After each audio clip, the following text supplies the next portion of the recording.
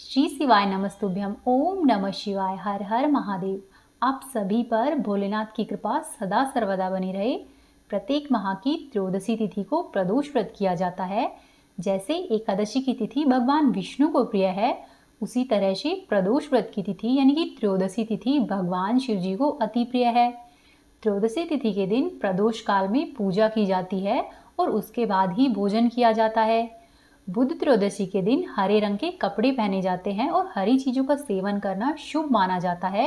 बुध प्रदोष व्रत की कथा के अनुसार एक बार एक पुरुष की नई नई शादी हुई। विवाह के ठीक 2 दिन बाद उसकी पत्नी अपने मायके चली गई। कुछ दिनों के बाद वह पुरुष अपनी पत्नी को लेने के लिए अपने ससुराल पहुंचा।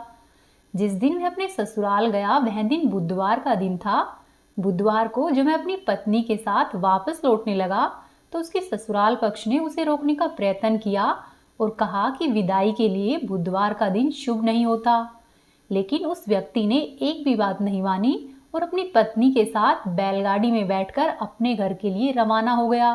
विवश होकर उसके सास ससुर ने भी अपनी पुत्री को भारी मन से विदा कर दिया। नगर से बाहर पहुंचने पर उसकी पत्नी को प्यास लगी।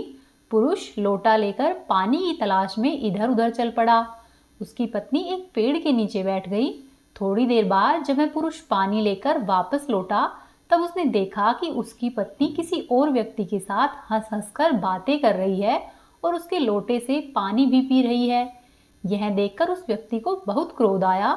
जब वह उनके निकट पहुंचा तो उस आदमी के आश्चर्य की कोई सीमा ही नहीं रही, क्योंकि वह व्यक्ति जो उसकी पत्नी से बातें कर रहा था वह हूबहू उसके ही जैसा था। उसकी पत्नी ने जब दोनों पुरुषों को देखा तो वह भी सोच में पड़ गई। फिर दोनों पुरुषों में झगड़ा होने लगा। धीरे धीरे वहां पर काफी भीड़ एकत्रित हो गई और कुछ ही देर में सिपाही भी वहां पर आ गए। हमशक्ल आदमियों को देखकर वे भी आश्चर्य में पड़ गए। तब उन सिपाहियों ने उस स्त्री से पूछा कि तुम्हारा पति कौन सा है। वह स्त्री कुछ भी नहीं बता सकी, चुपचाप खड़ी रही। तब वह पुरुष हाथ जोड़कर भगवान शंकर से प्रार्थना करने लगा कि हे भगवान, हमारी रक्षा करे। मुझसे बहुत बड़ी भूल हो गई। मैंने अपने सास ससुर की बात नहीं मानी और बुधवार के दिन मैं अपनी पत्नी को विदा कराकर वापस लेकर आ रहा हूँ। मैं भविष्य में ऐसा कभी नहीं करूँगा। आप मुझ पर कृपा करें और मुझे कोई रास्ता दिखाए। जैसे ही उसकी प्रार्थना पूरी हुई तो दूसरा पुरुष तुरंत ही अंतर्धान हो गया। फिर दोनों पति पत्नी शैकुशल अपने घर पर आ गए और उस दिन के बाद से दोनों पति पत्नी नियम पूर्वक बुध त्रयोदशी का व्रत करने लगे। इसीलिए बुध त्रयोदशी का व्रत मनोवांछित वर पाने वाले सभी व्यक्तियों को करना चाहिए। अब आप सुनिए प्रदोष व्रत की अगली कथा। अब आप सुनिए एक ब्राह्मण और ब्रह्माणी की कथा। शिव पुराण की कथा के अनुसार एक बार वाशकल नामक गांव में बिंदुक नाम का एक ब्राह्मण रहता था। वह ब्राह्मण बड़ा ही दुरात्मा और महापापी था। वह ब्राह्मण कुमार्ग पर ही चलता था। उस ब्राह्मण की पत्नी का नाम चंचुला था। उसकी स्त्री बहुत सुंदर थी और वह सदैव ही अपने धर्म का पालन करती थी। इस तरह से कुकर्म में लगे हुए उस ब्राह्मण के साथ उसकी पत्नी ने बहुत से वर्ष व्यतीत किए। अपने धर्म के नष्ट होने के डर से वह कभी भी अपने धर्म से विचलित नहीं हुई। लेकिन उसका पति तो दुराचारी था। इसीलिए दुराचारी पति के आचरण से प्रभावित होकर कुछ समय के पश्चात वह स्त्री भी अपने ही पति की तरह दुराचारिणी हो गई। बहुत समय बीत जाने के बाद वह दूषित बुद्धि वाला दुष्ट ब्राह्मण समय के अनुसार मृत्युलोक को प्राप्त होकर नरक में गया। बहुत दिनों तक नरक के दुख भोगकर वह पापी अंत में एक भयंकर पिशाच हो गया। दूसरी तरफ उस दुराचारी पति की मृत्यु के पश्चात चंचुला बहुत समय तक अपने पुत्रों के साथ अपने घर में ही रहती। एक दिन ईश्वर की कृपा से वह अपने बंधु और बांधवों के सहित एक तीर्थ के क्षेत्र में गई। तीर्थ यात्रियों के साथ चंचुला ने तीर्थ के जल में स्नान किया और अपने भाइयों के साथ इधर उधर घूमने लगी। वहां पर उसने एक देव मंदिर में एक ब्राह्मण को भगवान शिव जी की परम पवित्र और उत्तम पौराणिक कथा कहते हुए सुना। वह ब्राह्मण कह रहे थे कि जो स्त्रियां पर पुरुषों के साथ व्याभिचार करती है, यमराज के दूत उन्हें बहुत कष्ट देते हैं। ऐसा सुनकर चंचुला भय से कांपने लगी। उसने विचार किया कि उसने तो अपने पति के साथ बहुत पाप किए हैं, तो उसे भी उन पापों का दंड अवश्य ही भोगना पड़ेगा। ऐसा सोच सोचकर उसे चैन नहीं था और उसने उस ब्राह्मण से विनती की कि हे प्रभु, आप मेरे ऊपर कृपा करें और मेरा उद्धार करें। मैं आपके प्रवचन सुनकर भय से कांप रही हूँ और इस संसार से मुझे वैराग्य हो रहा है। हे ब्राह्मण देव, मैंने जीवन भर दुराचार किया है। न जाने मेरे मरने के बाद मुझे कैसी कैसी घोर यातनाएं सहनी पड़ेगी और मेरा साथ कौन देगा। हे ब्राह्मण देव, यमराज के उन भयंकर दूतों को मैं कैसे देख पाऊंगी। हे प्रभु, आप मेरा कल्याण करें। चंचुला के इस प्रकार के वचनों को सुनकर वे ब्राह्मण बोले कि हे चंचुला, यह तो बड़े ही सौभाग्य की बात है कि भगवान शंकर की कृपा से शिव पुराण की कथा को सुनकर तुम्हारा मन समय पर ही सावधान हो गया है। हे चंचुला, पश्चाताप ही पाप करने वाले पापियों के लिए सबसे बड़ा प्रायश्चित होता है। साधु संतों ने भी पश्चाताप को ही समस्त पापों का नाश करने वाला बताया है और पश्चाताप से ही पापों की बुद्धि शुद्ध होती है। जो भी मनुष्य अनजाने में किए हुए पाप कर्मों का पश्चाताप करता है वह समस्त भय से मुक्त होकर निर्भय हो जाता है। इसीलिए ब्राह्मण पत्नी, तुम विषयों से अपने मन को हटाओ और भक्ति भाव से भगवान शंकर की इन पावन कथाओं को नित्य प्रति सुनो। इस कथा को सुनने से तुम्हारे चित्त की शुद्धि होगी और तुम्हें मोक्ष की प्राप्ति होगी। ऐसा सुनने के बाद उस चंचुला ने शिव पुराण की कथा को सुनने की इच्छा से अपने मन में उस ब्राह्मण देव की सेवा करने का संकल्प लिया और ऐसा सोचकर ब्राह्मण से निवेदन करके वह उन्हीं के साथ रहने लगी। उसके पश्चात उस शुद्ध बुद्धि वाले ब्राह्मण ने उस स्त्री यानी कि चंचुला को शिव महापुराण की समस्त कथा कह सुनाई। तत्पश्चात समय का चक्र पूरा होने के बाद भक्ति, ज्ञान और वैराग्य से युक्त हुई चंचुला ने अपने शरीर को बिना किसी कष्ट के त्याग दिया।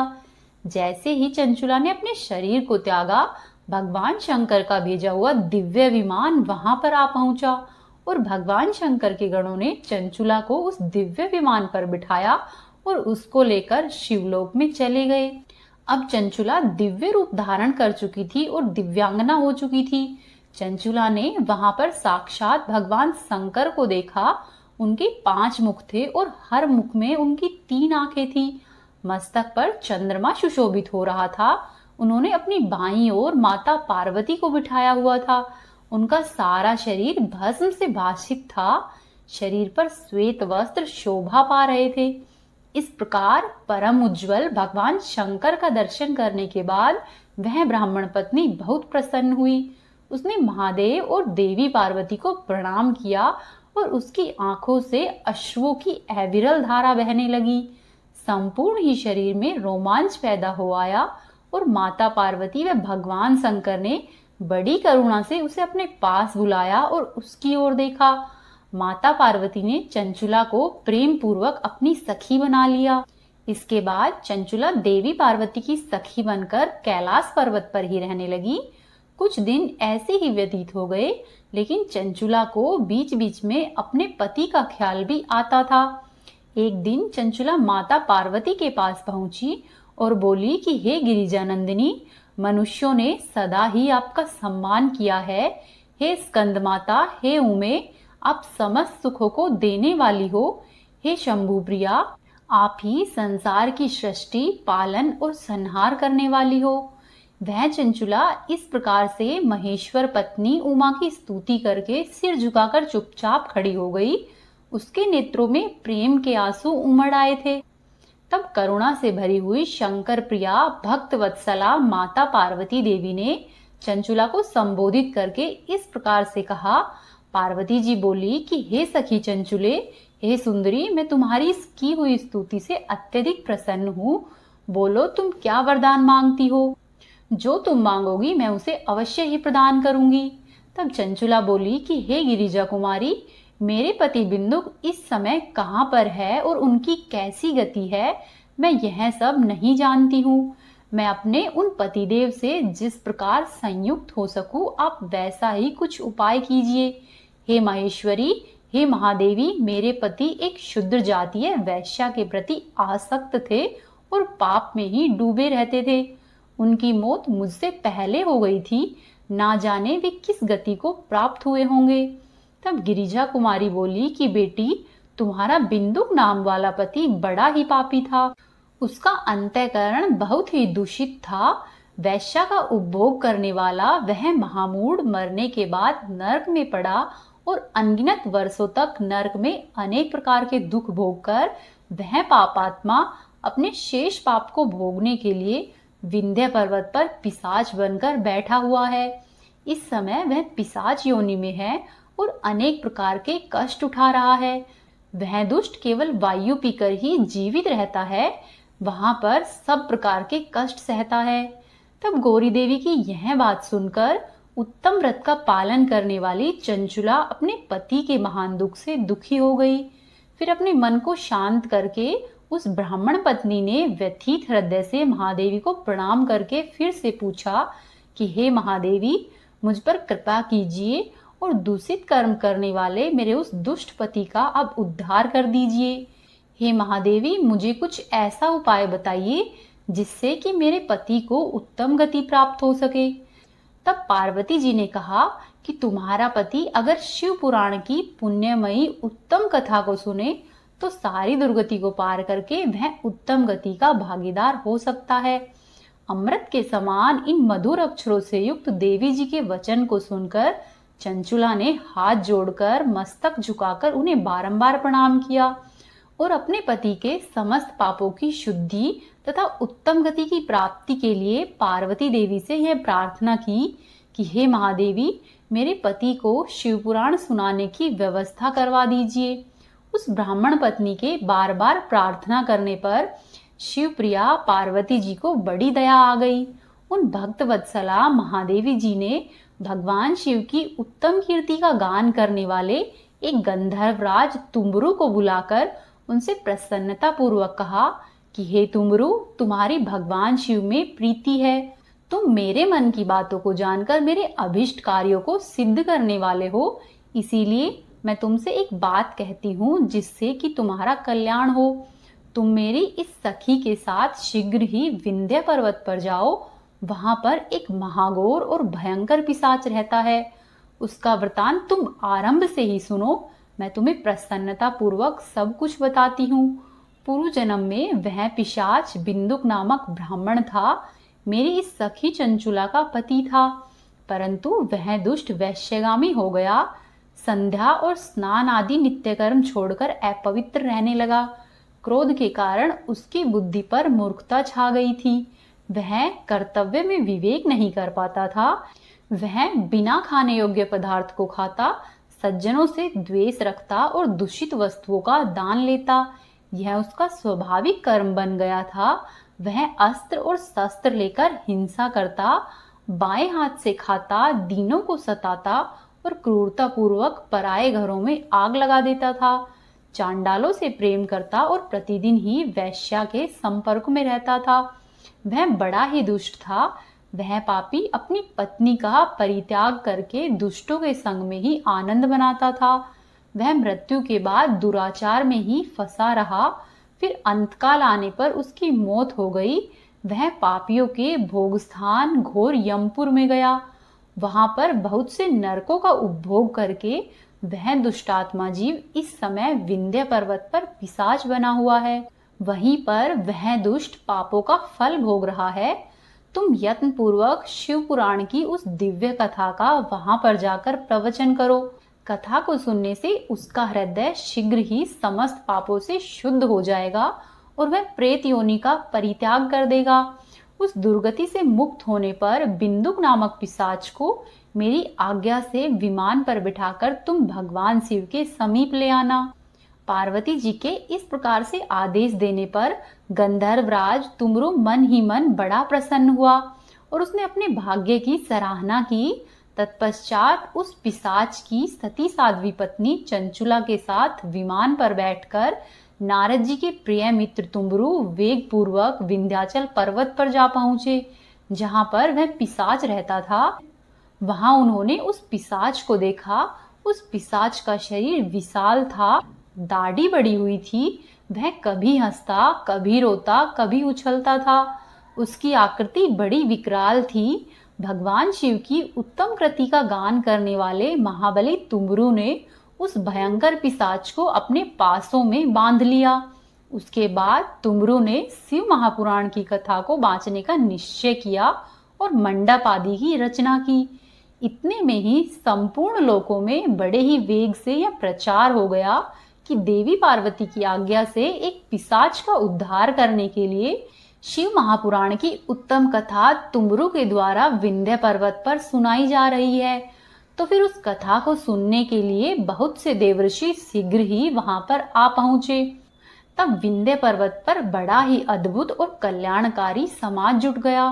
फिर तुमरू ने उस पिशाच को पासों में बांधकर आसन पर बिठाया और अपने हाथ में वीणा ली और वीणा लेकर गौरीपति शिव शंकर की कथा का आरंभ हुआ। तुमरू ने सातों संहिताओं के सहित शिव पुराण की पूरी कथा का प्रेम पूर्वक श्रवण कराया। सभी श्रोतागण पूर्ण रूप से कृतार्थ हो गए। उस परम पुण्यमयी शिव पुराण को सुनकर उस पिशाच ने अपने सारे पापों को धोकर उस पैशाचिक शरीर को त्याग दिया। फिर तो शीघ्र ही उसका रूप दिव्य हो गया। अंग कांति गौरवर्ण की हो गई। शरीर पर श्वेत वस्त्र तथा सब प्रकार से सुशोभित आभूषण उसके अंगों को प्रकाशित करने लगे। वह त्रिनेत्रधारी चंद्रशेखर रूप हो गया। इस प्रकार दिव्य देह धारण करके वह बिंदुक अपनी प्राण वल्लभा चंचुला के साथ स्वयं पार्वती वल्लभ भगवान शिव जी का गुणगान करने लगा। उसकी स्त्री को इस प्रकार से सुशोभित देखकर वे सभी देवर्षि बड़े ही आश्चर्यचकित हुए। उनका चित्त परम आनंद से परिपूर्ण हो गया।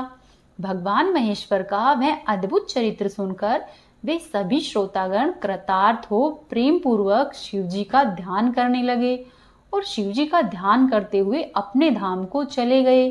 दिव्य रूपधारी श्रीमान बिंदुक भी सुंदर विमान पर अपनी प्रियतमा चंचुला के साथ बैठकर सुखपूर्वक आकाश में स्थित हो बड़ी ही शोभा पाने लगा।